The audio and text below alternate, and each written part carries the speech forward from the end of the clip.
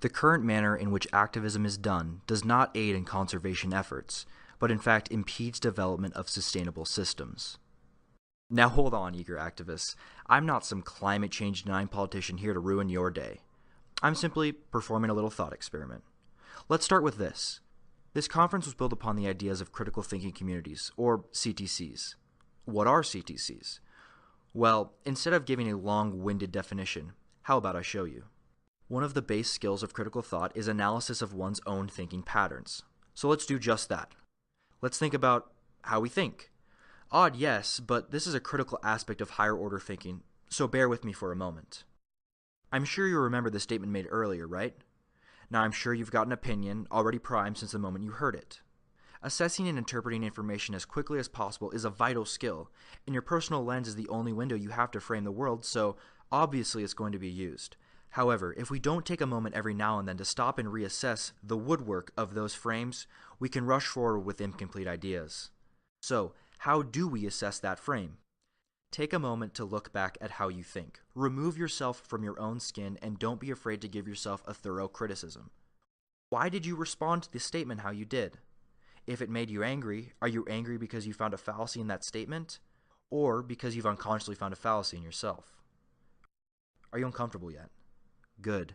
Finding and acknowledging the flaws in our own ways of thinking, as uncomfortable as it may be, gives us the opportunity to buff them out and refine our lens. Christopher Hitchens said it best. The essence of the independent mind lies not in what it thinks, but in how it thinks. So, hopefully I've properly introduced the concept behind this event. This is not about how to cope with industries turning our green into their gold, nor arguing over lawmakers with Ben Franklin stuffed in their ears. This is about us, our lives, our lifestyles, and our own thoughts. Bring your own brain.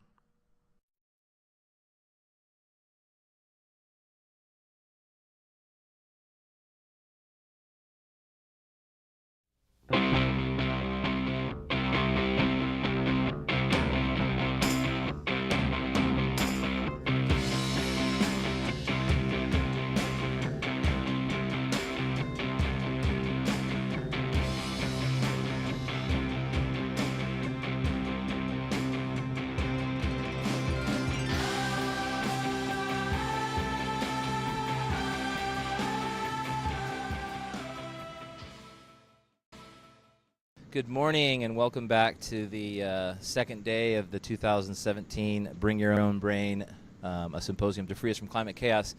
We're really glad that everyone could join us on this rainy morning, and we're really excited to get started right away. We have our first speaker already ready and loaded up on Skype. In just a second, I'm going to hand the microphone to one of the student facilitators and let him lead us into the speech, and then Sarah's going to introduce our guest speaker. But I wanted to take just one moment to reflect on one thing that my colleague Scott said this morning as I was driving in, that for these students that get this extraordinary opportunity, we thought about it, that college has already started for them. These are college professors. These are famous people from around the world. You're hearing a content level that you've never heard in your lives, and I just thought about how incredible it was you're already interacting with them. So you started college about 3 months before any of your cohorts. So I just think that's a really incredible experience for you, and I'm very happy to have been a part of this. So thank you very much, everyone, for coming out. Come on up, Everett. It's your turn. Thanks. So yeah, like Jay said, welcome everyone to the second day of Bring Your Own Brain, a symposium to free us from climate chaos. So we're going to get started here. So I'd like to call up Sarah, to a member of Free Us from Climate Chaos, to introduce our first speaker. Sarah. Give me that, please. Yeah, 1 sec. So like Everett said, my name is Sarah Sriraman, and I'll be introducing our first speaker in just a moment. But first, I'd like to say a few things about Free Us from Climate Chaos. So I've recently graduated from high school, like the majority of our group members. And when I think back on my 13 years of schooling with Missoula County Public Schools, and specifically these past 4 years, I cannot remember being explicitly taught about climate change. And if it was touched on, it was certainly not in depth.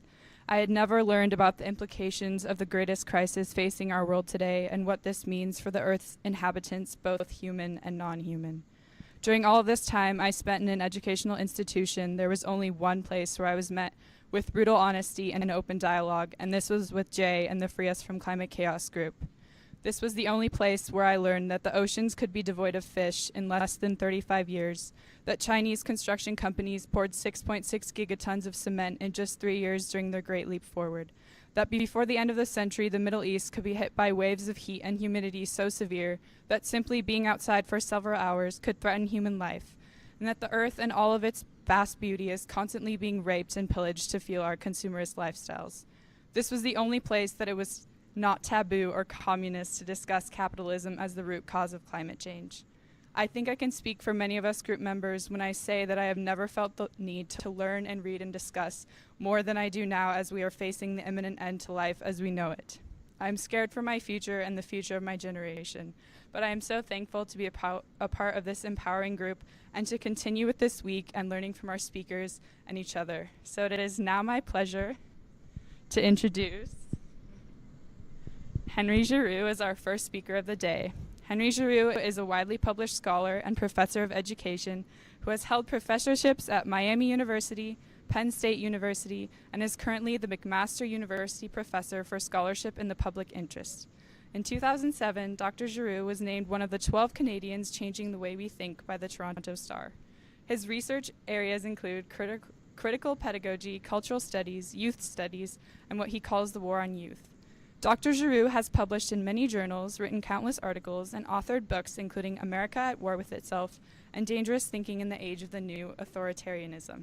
Just to be clear with the audience, this is a question and answer session, so we will be accepting questions from the audience and then we will have Dr. Giroux answer them for us. So is there anyone that would like to start? And please join me in welcoming Dr. Giroux.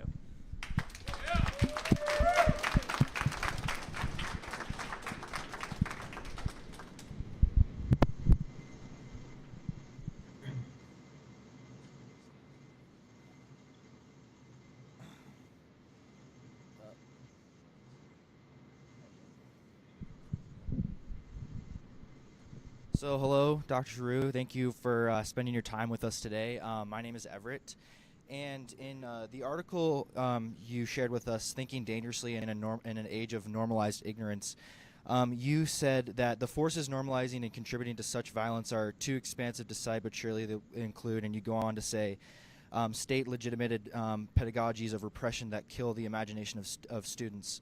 So as far as imagination goes, which campaign do you or which presidency do you think, including Hillary Clinton or Donald Trump, could have done the most damage to the imagination of world youth?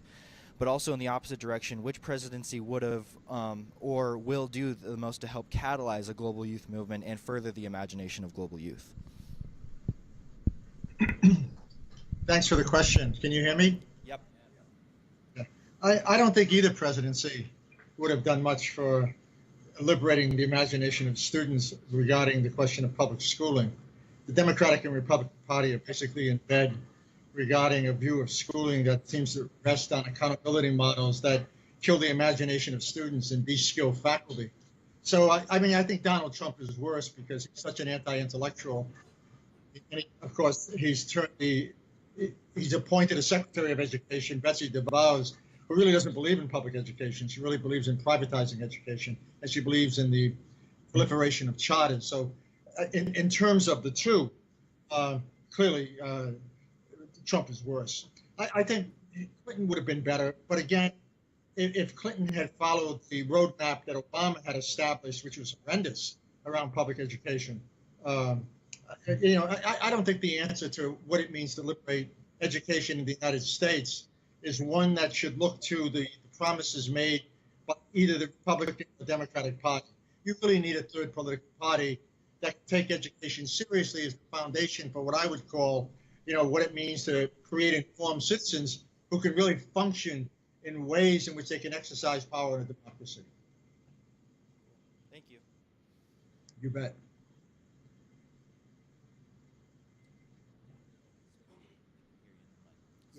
Other than this symposium and others that might be like it in the future, can you point to some positive or forward-looking ways in which the youth today can involve themselves that might be impactful in the short term and in the long term, that's more hopeful? Well, I think we're seeing evidence already. I mean, I think you see young people marching all over the country around a number of particular issues, whether it be climate change or whether it be police violence or whether it be lowering tuition rates or whether it be addressing inequality. We saw with the Occupy movement. We see it so with the Bernie Sanders campaign. But I think it's three issues that matter here. One is I think that young people have to mobilize on the local level to initially get people involved in ways in which they can believe that they can actually address the problems that are affecting their lives. Whether we're talking about getting on school boards, whether we're talking about climate change organizations. I mean, I think they need to come together and be engaged in political formations at the local level that speak to people's needs. At the same time, I think that they need to move away from simple single issue movements and be able to work at the state and national level to create broader movements that in some fundamental way will begin to challenge the domination of politics by moneyed interest. And we're talking particularly about the Republican and the Democratic parties. We need a new language for politics because power now is global and politics is local. And what I mean by that, you have a ruling elite that have no allegiance to national states. They have no allegiance to social contracts. They have no allegiance to the specificity of worker struggles, regardless of where they take place. And yet at the same time, without in some way challenging this global elite through a new discourse of politics, it seems to me we're in trouble. So young people have to begin to reinvent a notion of politics that's more specifically attuned to the kind of world in which they live in. And to do that, they're going to have to work at three levels. They're going to have to work at the local level, the national level, and the global level. They're going to have to learn from other movements, and they're going to have to they're going to have to work through single issue movements and create a broad-based social movement, at the very least, in which a new political party can emerge that in some way addresses the issues fundamental to democratic socialism. Hello, my name is Brianna. And the question I have for you, in your article in Thinking Dangerously in Dark Times, at the end you talk about how education is central to politics. And I just have the question if you think the opposite is true, if you think politics are essential for education. And then how do we as youth who are in the American public school system where all of our teachers think it's important to remain neutral and not really talk about politics, how do we encourage them to see the opposite and see the importance of that conversation? Yeah, that's a terrific question. Thank you. I mean, I think both questions sort of feed into each other. Politics, of course, has to be concerned about education, but that usually means that politics is concerned about schooling. And I think that the real issue, and the one that's often been ignored by the left and progressives, is that education is central to politics itself. And what I mean by that is when you talk about the question, for instance, of domination, you can't just simply talk about economic structures. You have to talk about questions of desire, subjectivity, consciousness. You have to talk about what it means to literally change consciousness and the apparatuses that are constantly involved in doing that, for better or for worse. So we're not just talking about education, schooling. We're also talking about what I call public pedagogy. We're talking about those institutions in which power and culture and politics have merged so closely in the 21st century that they've shifted the balance of what politics actually means. And I think another thing that's central to that issue is that what we often forget is that if we're going to change consciousness, then we have to talk to people in ways in which they can recognize themselves. I mean, the discourse of politics has to become accessible. It has to become meaningful in order to become relevant, in order to become critical, in order to become transformative. My friend Stuart Hall used to say, we need a politics in which identification matters. And what he meant by that is we need a politics in which forms of pedagogy in which people are talking about issues in which people can identify not only themselves, but they can recognize why they're often invisible in the languages that are often being used and associated with politics. So it seems to me that the question of how we make education central to politics is really the issue. Because the issue is if we don't change consciousness, if we don't in some way allow people to understand or do the best we can to enable people to understand the conditions in which they find themselves, we're going to lose them. You're going to have people who basically are going to believe that they need saviors, that they need people like Trump, that the real enemy are people who are immigrants or people who are black, and so forth and so on. People whose anger basically is buttressed by a kind of ignorance that in some way allows them to participate in their own oppression.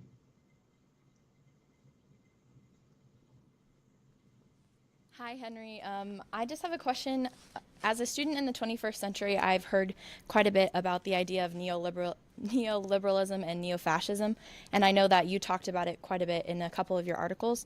And I was just wondering, for those of us in the audience who may not know, if you could give us a little bit explanation of those two terms. The two terms are neoliberalism and what's the other term? Neo-fascism? Yes. Yeah. Okay. Yeah. That's a very small question. That's like asking me, talk about God. But I will. Let me see if I can bring that together. People often say, well, is it neoliberalism liberalism? And I think the first place to begin with that question is to say that liberalism believed in the social contract. There was a sense that people had the relationship between capital and labor had to be mediated by some sort of ethical responsibility. You had to make sure that the people who were producing and buying goods had a life that enabled them to actually participate in that capitalist economy. Under neoliberalism, the social contract is meaningless, if not dead. They don't believe in the social contract.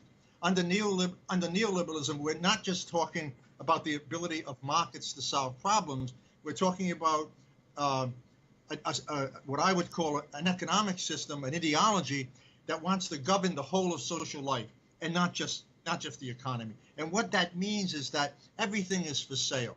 All relationships are commercialized. Profit becomes the essence of becomes the essence of democracy. The only obligation of citizenship is really to be a consumer. Public goods should be sold off to private means. The welfare state should be dismantled. Deregulation should take place in the business realm. Unions should be destroyed. Everything should be privatized. Long-term goals are seen as a liability because the most important aspect of neoliberalism is short-term profits. It's one of the reasons why youth in some ways are now a liability and why public goods are a liability, because they speak to long-term goals. The ruling elite don't want to take up long-term goals because those investments don't provide an immediate return. I think that one of the things that really is disturbing about all of this, about this neoliberal mindset, is the notion that a kind of rabid individualism is all that really matters. That any notion of social dependency, any notion of collegiality that is outside of a kind of reality TV competitive survival of the fittest ethic is to be disdained. That's why it's so, how would I say this? It so moves onto the side of what I call a culture of cruelty. Because what in fact should be a culture of compassion is viewed with disdain and dependency. Under neoliberalism, the only responsibility that really matters is individual responsibility, so that you're responsible for everything, regardless of whether problems are being produced that are far removed from any influence that you might have. You have a problem with climate change, then make sure you're sorting out your garbage. So in fact, you're throwing water bottles in the right bin. Are you poor? Well, you're poor simply not because there's massive systemic inequality in the culture. You're poor because you basically like to be poor. Are you homeless? Yeah, you're homeless because you like to live outside.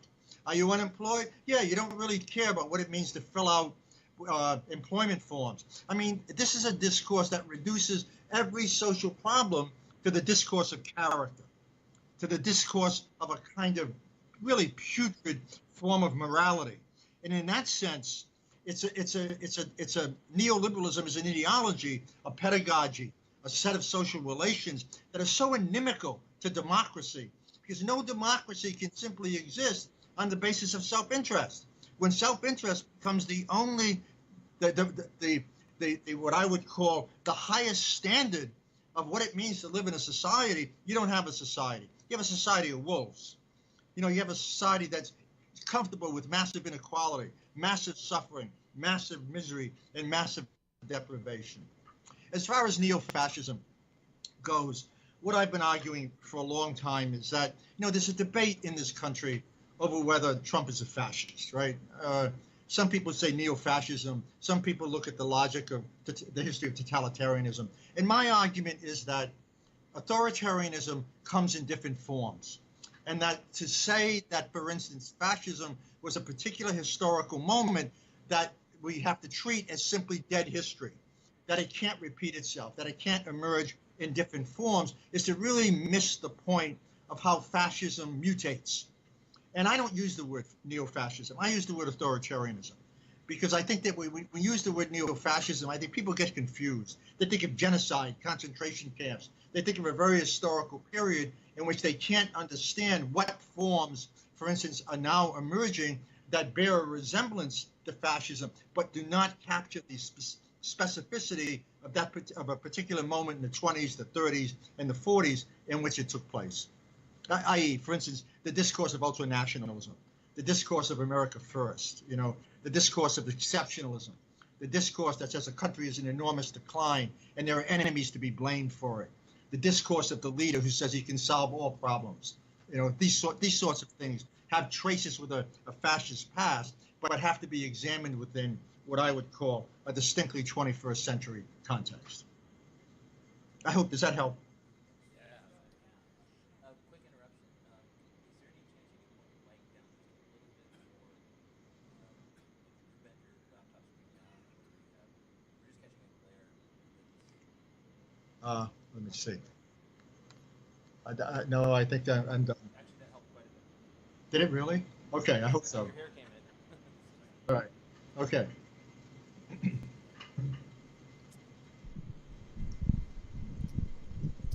Hi, I'd like to thank you for coming, I guess not coming, but Skyping with us and speaking at our symposium, so thank you for that. And I want to ask you a question in relation to one of your articles that you shared with us, America's Favorite Pastime, Violence. And I was wondering what us as youth can do to address the very violent gun culture in America, and by that I mean what actions do we need to take to shift the culture to something that's less rooted in things such as authoritarian ideologies and pop culture and hypermasculinity?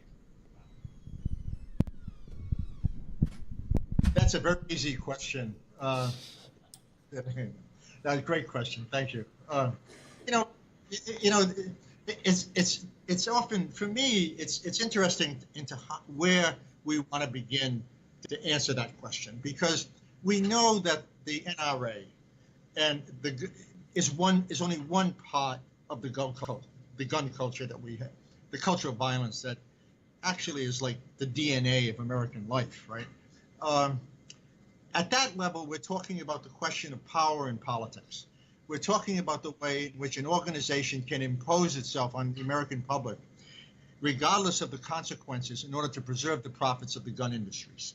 And I think in that sense, the first question that has to be raised is, who are the legislators who are being bought off by this?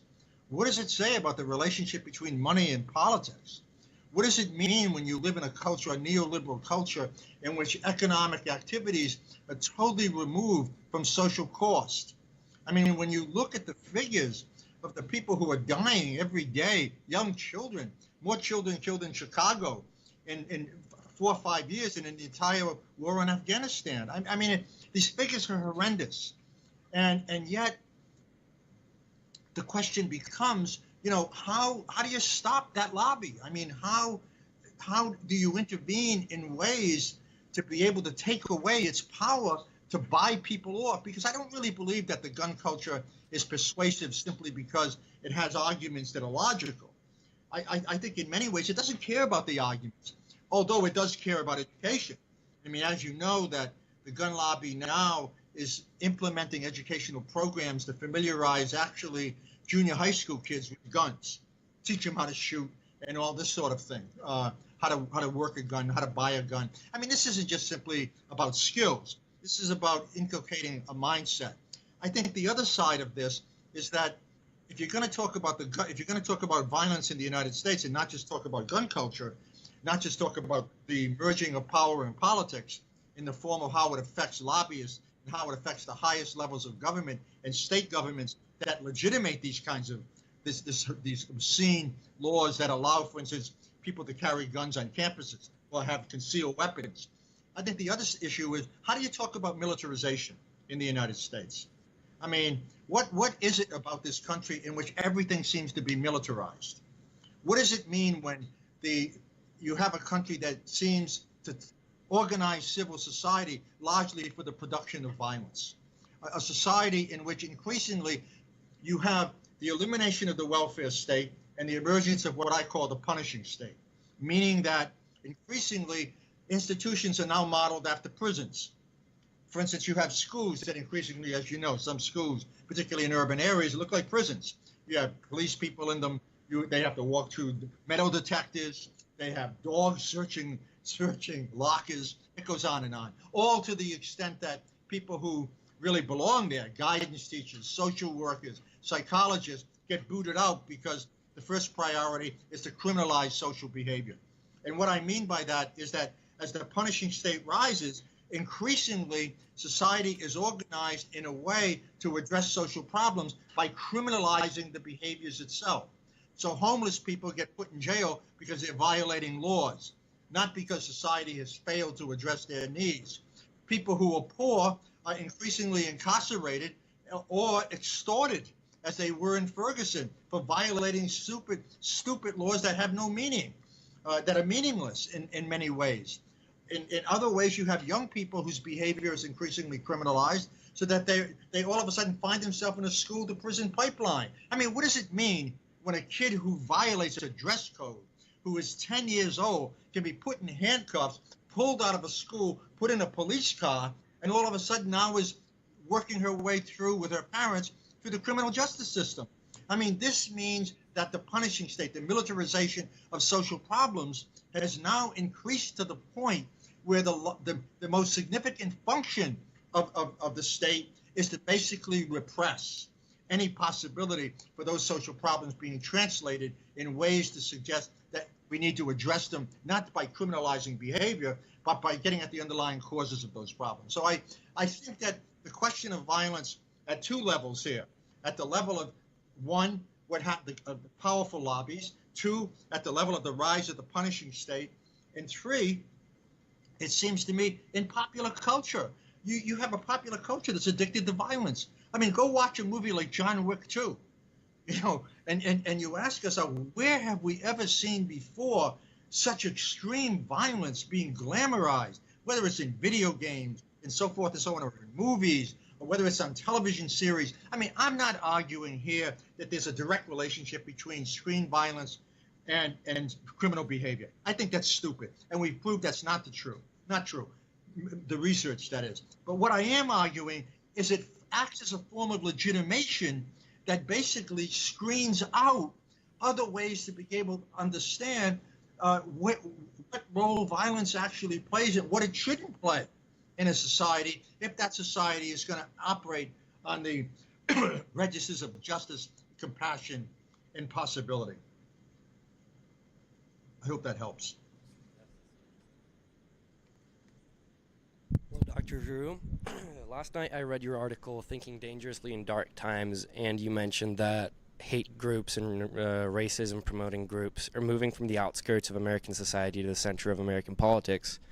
So how do groups like the KKK or the National Socialist Movement compare to those movements of today, and how does the current presidency and social media play into that? Can you give me the first part of that question again? I read your article, Thinking Dangerously in Dark Times, and you mentioned that racism and hate groups are moving into the center of American politics. Right. So the KKK and the National Socialist Movement, how do those groups? Me how it's happened. Yeah, how do those compare to hate groups today, and how does social media and the current presidency play into that? Oh, okay, I got it. Good. Thank you very much. Great question. Yeah. I mean, I think that, you know, it's a terrible thing to say that you have a president who not only used the language of violence, demonization, hatred, and bigotry to basically to mobilize a large segment of the American public, and particularly the white working class, and come to power, but he's also emboldened in many ways, not only fringe groups all over the country, but he has surrounded himself with white supremacists. He has surrounded himself with people who engage in Islamophobia. He's used a discourse that operates on the side of violence and not justice. He's basically created an administration that, for the first time in a long time in American history, actually embodies to me a certain kind of evil, a certain disregard for human life, a certain hatred of compassion, a certain unwillingness to understand that people often find themselves in contexts of misery and oppression that doesn't demand violence, it demands understanding and demands compassion. And I think in many ways, when you have a white supremacist like Steve Bannon, who was the head of Breitbart, all of a sudden becoming one of the chief strategists for the President of the United States. This was a guy who at Breitbart once had a headline that said, "What would you prefer, feminism or cancer?" I mean, I don't even know where to go with that. I mean, I think it's quite obvious. I think then all you have to do is look at the legislative policies that he's promoted. I mean, I don't know if you know this. In his first two speeches, his inaugural speech as president and his speech, the first speech to Congress, notice he never uses the words freedom and democracy. They're generally absent from his speeches. And I think that's basically very, very, I think it's engineered. And I think that when you look at who he appointed as the Attorney General, I mean, Sessions is a nightmare. Sessions is a racist, law and order leader who basically now wants to expand the incarceration state. 2.3 million people, 70% of people of color, most of whom are poor. I mean, how do we talk about what that means in terms of setting a tone for the United States that now places it on the dark side of history? This is, in many ways, this language is not unreminiscent of what we saw in the 30s and in the 40s, because it gives rise to thuggery. It gives rise to violence. All over the United States, the American Civil Liberties Union has reported, as you all well know, a massive increase in violence against immigrants, a massive increase in violence against Muslims. All of a sudden in schools, kids are painting swastikas on the walls. All of a sudden we have people being killed because they're defending some lunatic, right-wing lunatic who's telling a woman who wears a hijab that she should leave America. And I think that when you see the President of the United States and his administration legitimating this kind of extremism, I mean, when you get people from Ku Klux Klan and Dastoma, you know, right-wing newspapers saying this is the best time they've ever experienced in American history, we have to look very carefully at what that means and how it's being produced, how it's being legitimated, and what the implications are for, in a sense, ushering in an authoritarian society.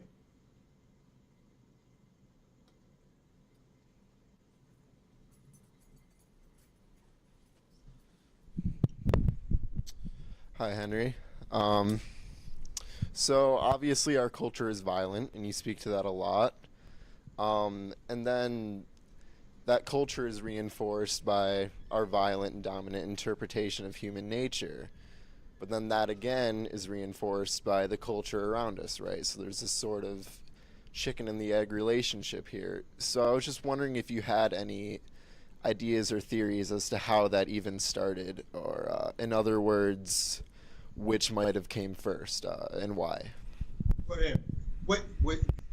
What came first? Human nature and violence? Or right, the misinterpretation of human nature, or kind of the culture that reinforces that, and how that... Well, I mean, there's a long history in many countries that would like to rely upon human nature as the way to close down the possibility of human agency in history. You know, as soon as we get into the realm of determination and we say that, you know, everything is a matter of history, everything's a matter of fate, our agencies are closed, I think we find ourselves on the dark side of politics. I mean, I think the real issue here is how did these interpretations turn into an ideology that tends to legitimate the most oppressive conditions in which power is able to exercise itself. So for me, I mean, I think it's probably more interesting to look at the history of politics and the history of culture and the history of the new technologies and the history of economics and try to figure out, you know, how these things intervened in particular ways to make the more dire assessments of human nature and the more, how might we say it, the more repressive ideologies somehow an acceptable part of what we would call what Americans or what other countries might believe about themselves. And I think that we saw periods in American history in the 1930s and the 1960s, you know, they were very progressive, right? In which people believed that democracy mattered, that you had to fight for it. You had people working against the war in Vietnam. You had young people marching in the universities saying that they mattered. You know, you had Bernie Sanders followers in some ways saying, look, we're young people who've been written out of the text of democracy. We want to reinscribe ourselves back in the text. So I think these historical shifts and situations that compound them have to be looked at very carefully rather than simply allowing ourselves to, in some way, get lost in abstractions that are absolutely removed from history. Now, the question that I believe is relevant to your question, or the issue that's relevant to your question is, in what way, what are the forces at work that would do everything they can to produce forms of legitimation that would suggest that people's agency doesn't matter? And I think we really see that at the present moment in a number of ways. We see it under a neoliberal logic that says that the only thing that matters is individual responsibility. So you have no way to translate private troubles into larger systemic issues. That depoliticizes people. That leads them to believe that they should be cynical, they're powerless, and there's nothing they could do collectively to change the society in which they find themselves. The other issue is to believe that you have a society that seems to celebrate things they should be ashamed of. And it seems to me that we live in a society in which you have such massive inequality in wealth and power that to claim that this society is a meritocracy, to claim that the people who achieve any kind of success are people who are just smart, you know, are people who really have, you know, are very determined, who exercise enormous resilience, is to really undermine in some way any kind of analysis that allows us to look at how structures of power have evolved, particularly since the 1970s, so that now you have a country that's absolutely dominated by the 1/10 of 1%. You don't have a democracy anymore in the United States. You have a ruling elite who basically control all the commanding institutions of society, whether we're talking about economic institutions, whether we're talking about cultural institutions, whether we're talking about social institutions. I mean, this is not a country in which people basically can participate in shaping the conditions under which they live. And I think these issues have to be addressed as opposed to simply raising questions about whether this is human nature or not. This is about politics and power. That's what it's about. And we need to understand how it works and how it works at a particular conjuncture in history and what's new.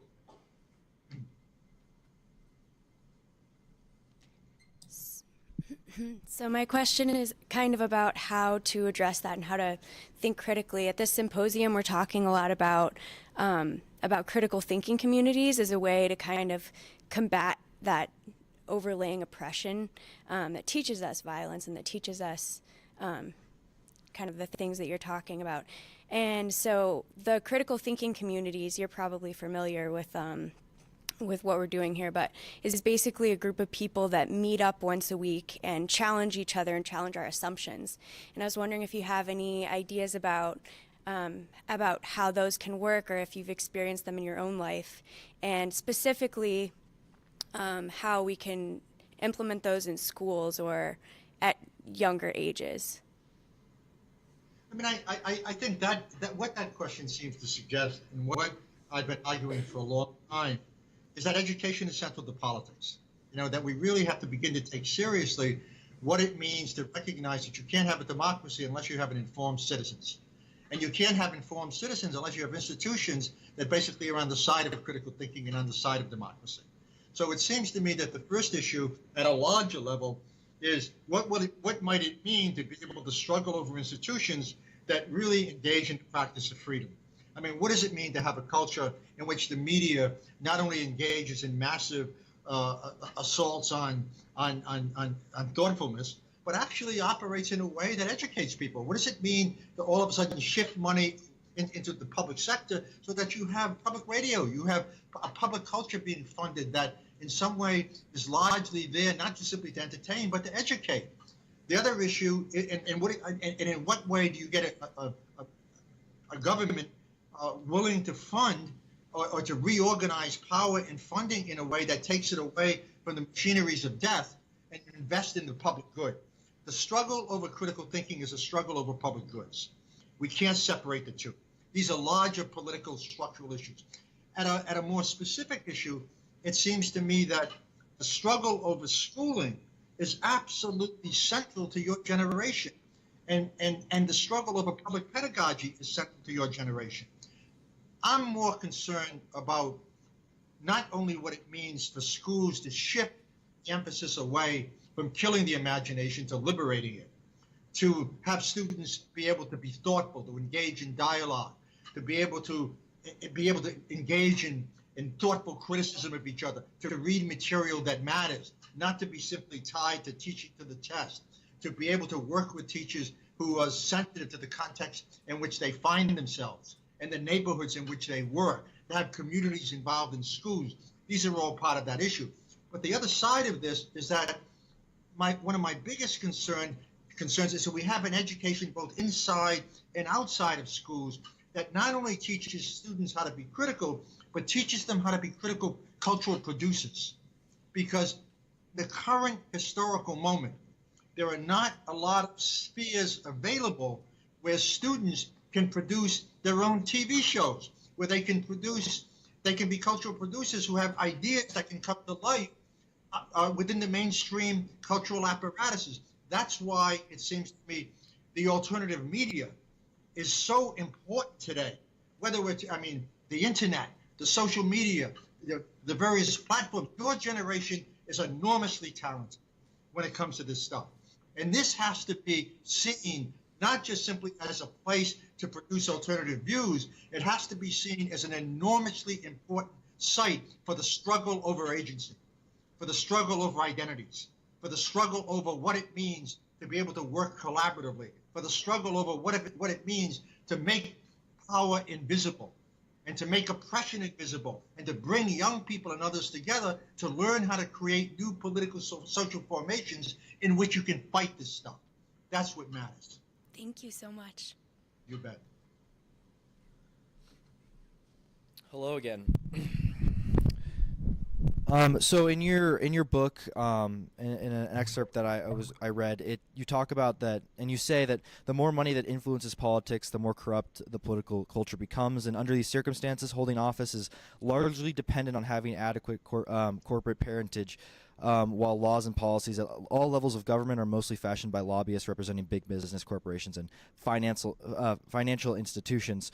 So as I was wondering, as a youth movement and as a global youth, is it worth our time to attempt to work and reform the system within the illegitimate system, as you say, or is there another solution that you would say is more adequate? I think that's a terrific question. I really do. I don't think it's either or. What's your name? What is your name? Everett. Everett. I think it's both. And I think that we need to work within the system to get immediate gains, to do everything we can to lessen the suffering that people are experiencing.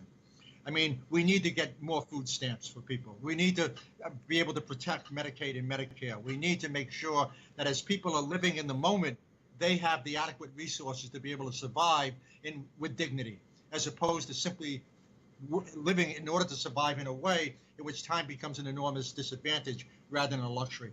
At the same time, those immediate reforms should not be all we're fighting for. We should also work outside of the system in ways that reform the system, but actually eventually abolish it. I mean, it seems to me that you have 1 foot in and you have 1 foot out. And I think that that's the way to basically think about this. In the most immediate sense, we do everything we can to make sure people have the reforms that they need to be able to survive. In the long term, we need to change the system so that the inequalities that make those reforms necessary in the first place will no longer be necessary. Thank you. You bet. Hello, hello. Thank you for being with us. So the students here described being educated in a system that didn't mention climate change or teach it specifically at the moment when we've already spent our entire carbon budget. And Betsy DeVos is running education, and the president won't use words like freedom and democracy or whatever. So this idea that that we are somehow defeated, and that violence is the cultural DNA, and that libtards like us speak language that becomes the target of any right-wing website. Can you say a few of the dangerous words that call out what also exists in our nature? The glue, the compassion, the ethical, moral, caring nature of humans. Maybe a quotable paragraph or two that we could latch onto and use as individual students, as individual teachers and professors, to completely undermine or nurture that ethical connection that people have, which I do believe is, like cooperation versus competition. I do believe that cooperation is actually the DNA that allows us to have 8 billion people on the planet. So what are those key, secret weapon words that you would say might give us a chance against Breitbart? Well, I think there are a lot of words that matter, and I think that there are a lot of words that need to be reinvented.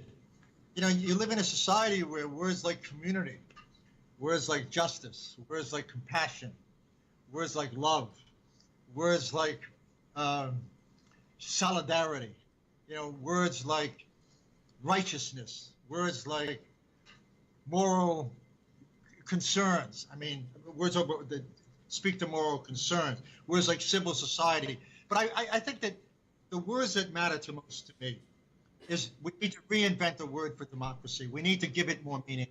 We need to talk about how crucial it is and how fragile it is. We need to talk about the need to struggle over the fragility of democracy, because it's never something that should be taken for granted. So the issue is not just naming particular words. The issue is looking at words that are crucial to not only dignity and not only to the practice of freedom and not only to the democracy, but to recognize that we need to make those words visible in order to reinvent them and to struggle over them. And those words are kind of obvious, right? I mean, we need to talk about the common good. How do we talk about the common good? Where did that term go? How do we talk about public goods? How do we talk about solidarity?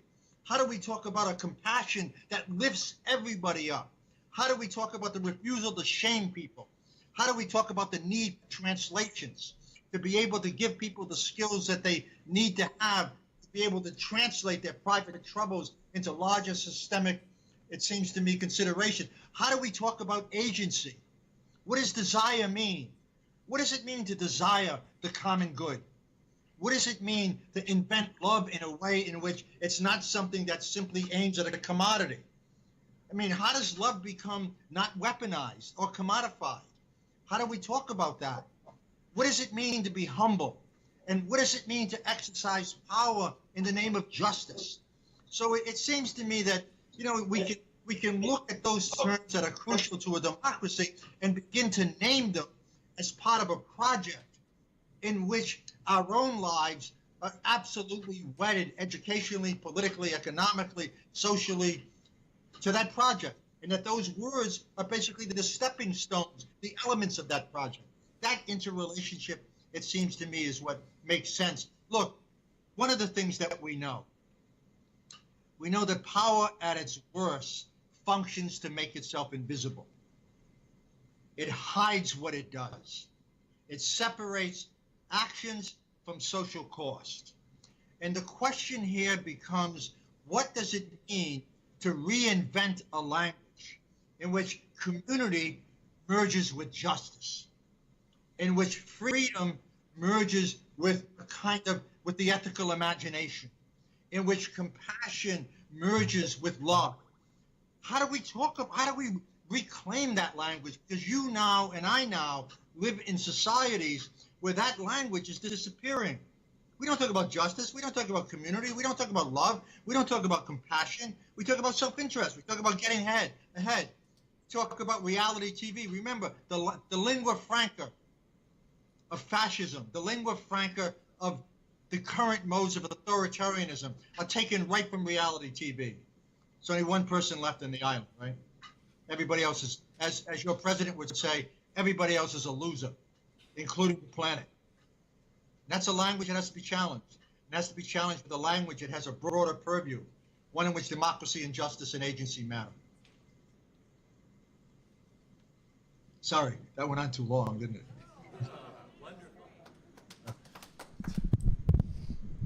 Hello, Henry.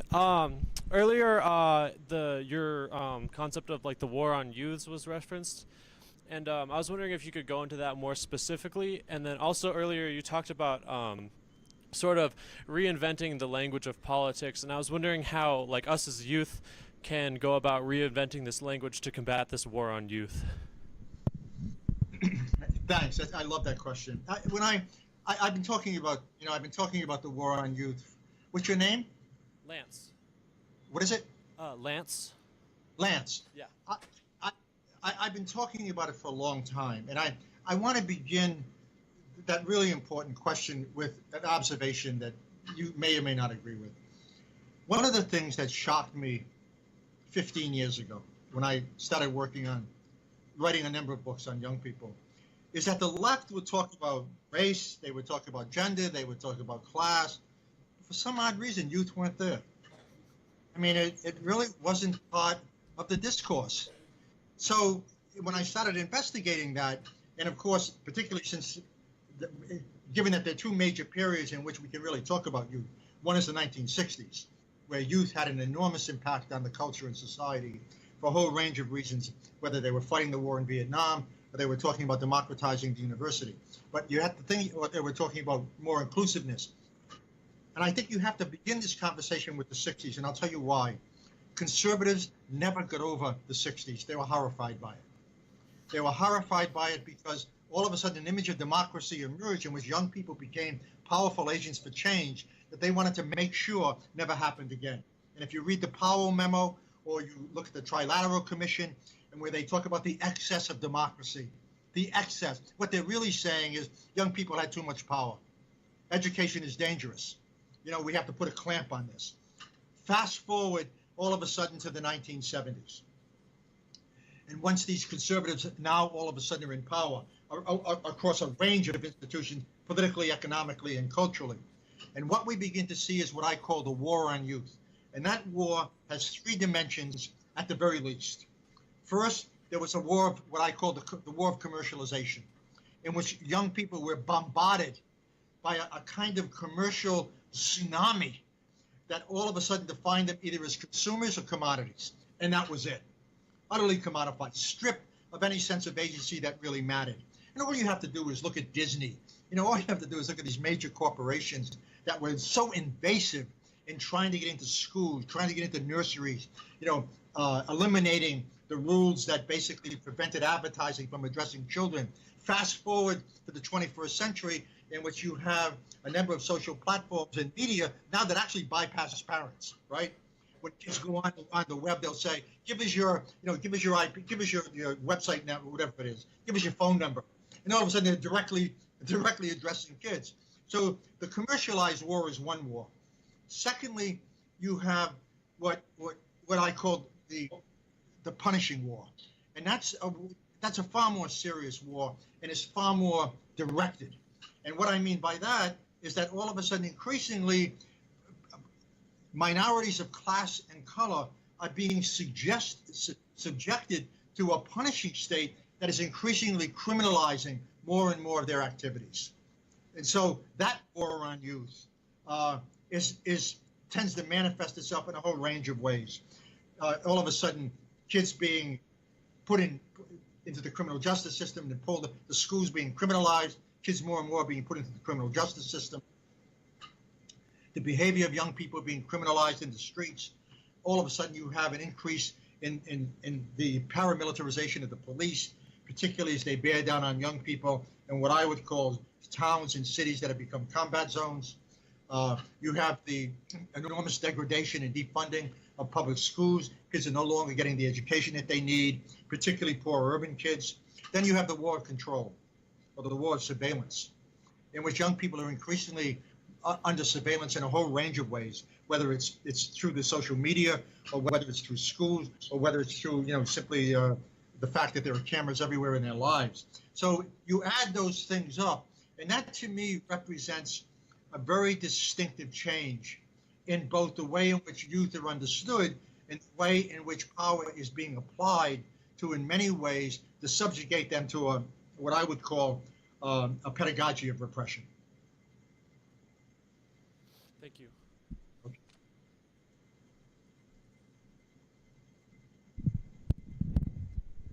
Hi, Dr. Giroux. Has the idea of normalized ignorance always, in some form or another, existed within our society? And if not, what spurred this nationwide lack of critical thinking?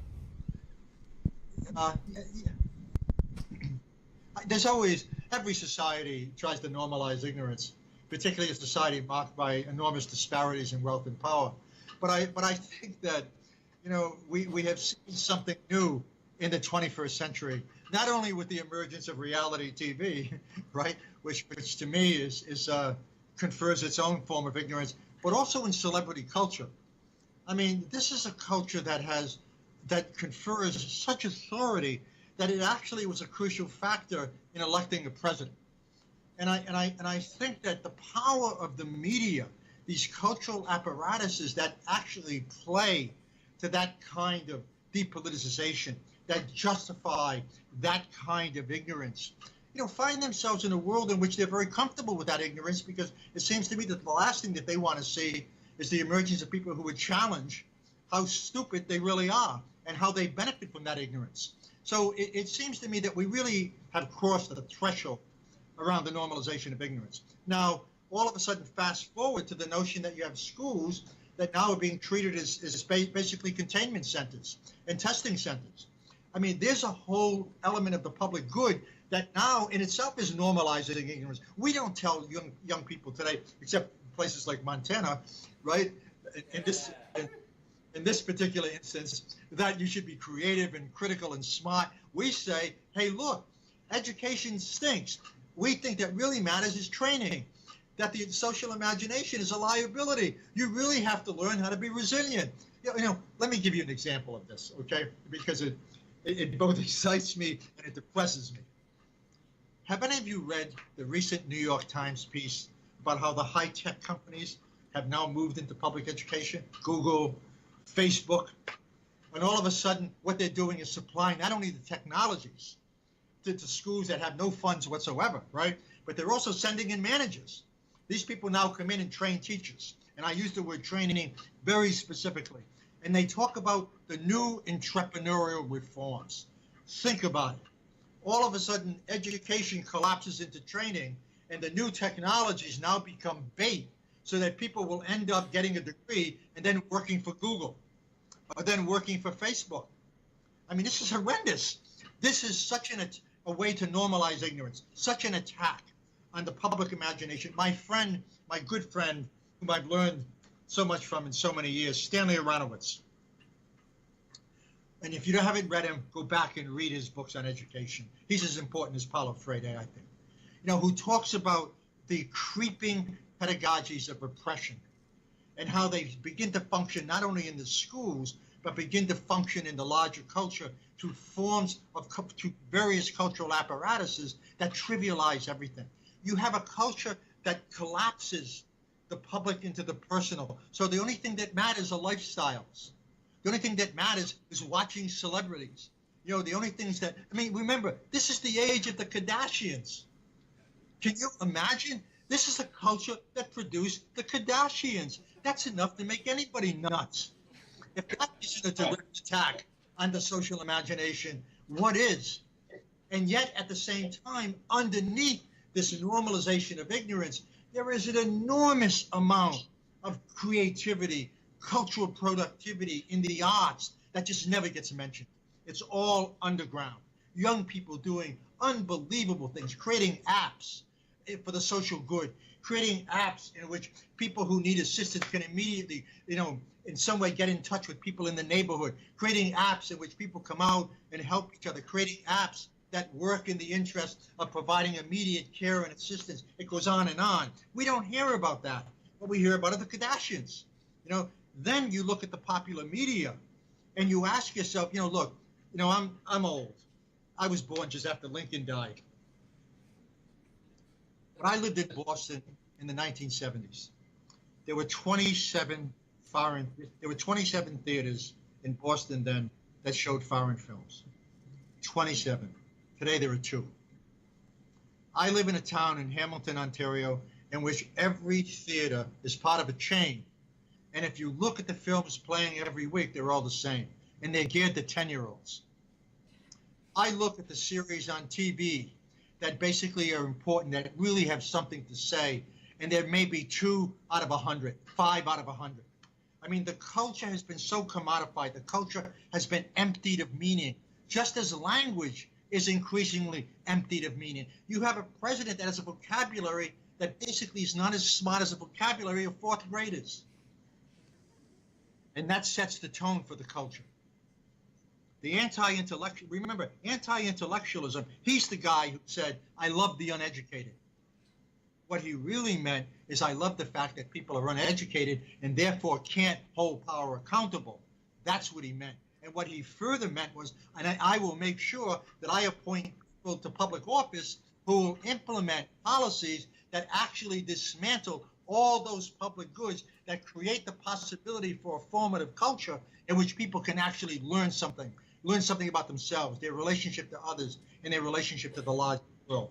I have never seen the normalization of ignorance at its most powerful, legitimated at the highest levels of government as I think exists right now. Thank you. You bet.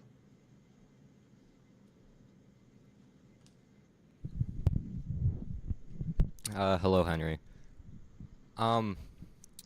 So as we find ourselves today in like the age of Trump and this age of far-right authoritarianism, I'm wondering, in your opinion, what is the best praxis to go about moving away from that? Do we further legitimize the system that give us options like in the last election of Hillary Clinton or Donald Trump? Do we further legitimize these organizations and these institutions by attempting to change them, or should we go in a more radical direction and, I'm not sure, just move away from these institutions like in,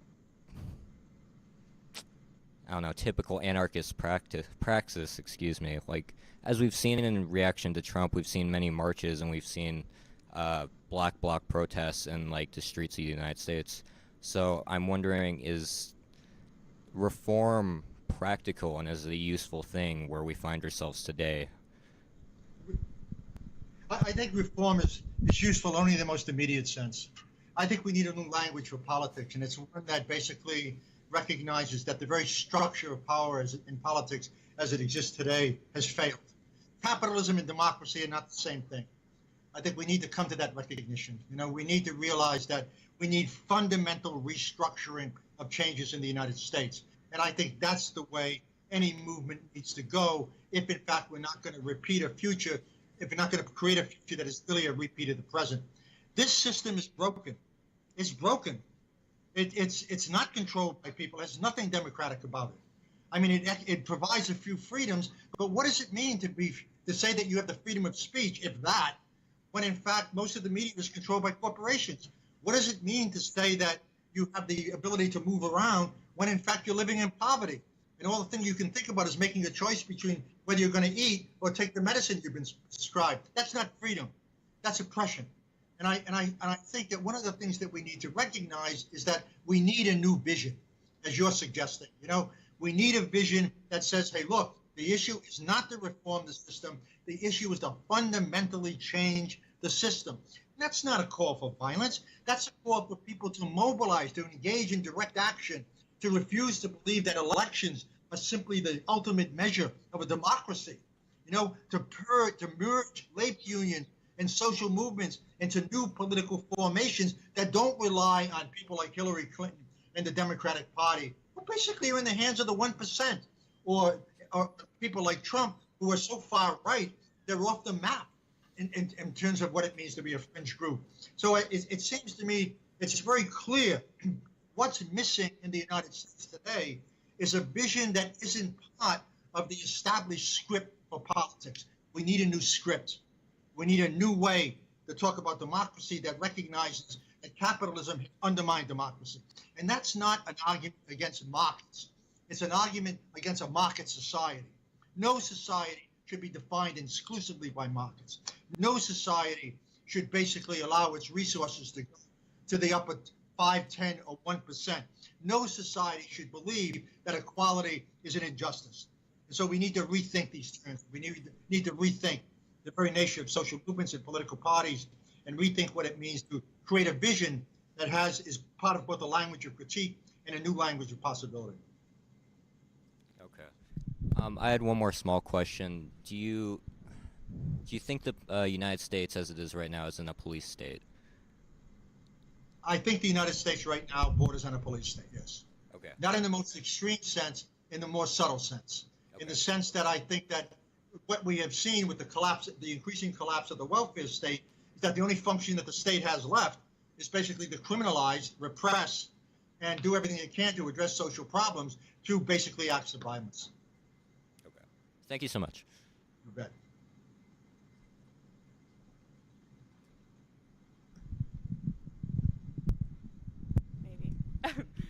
Hi, Henry. So we are reaching the end of our agreed upon hour, and I'd just like to thank you so much for taking time out of your busy schedule to speak with us. Your ideas have been truly illuminating. We know you're busy preparing for a conference in Scotland and working on many publications.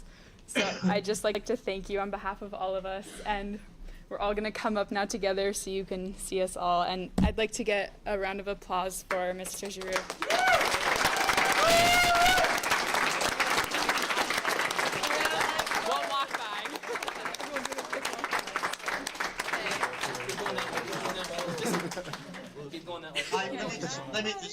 Let me just say one thing. May I? Can you hear me? Yep. Yeah. I just want to say I'm so proud of you. You know, look, your generation is going to decide whether or not a democracy survives in the United States. So do everything you can to work together. Always remember that the other side of critique is the possibility for a very future. You have to write yourself into the future. That's your task. And it has to be a future that not only includes you, but is very different from the future you're experiencing now. So good luck. Thank Thank you. you. Thank you. Thank you, Henry. Thanks, Henry. Thank you. Thank you. Thank you. Bye-bye. Thanks. Thank you. All right. Thank you so much. It was really an amazing pleasure to have you, and I'm glad we got this worked out. Hopefully we can collaborate again. Okay, Jay. Thanks. Yeah, best of luck. Bye-bye. All right.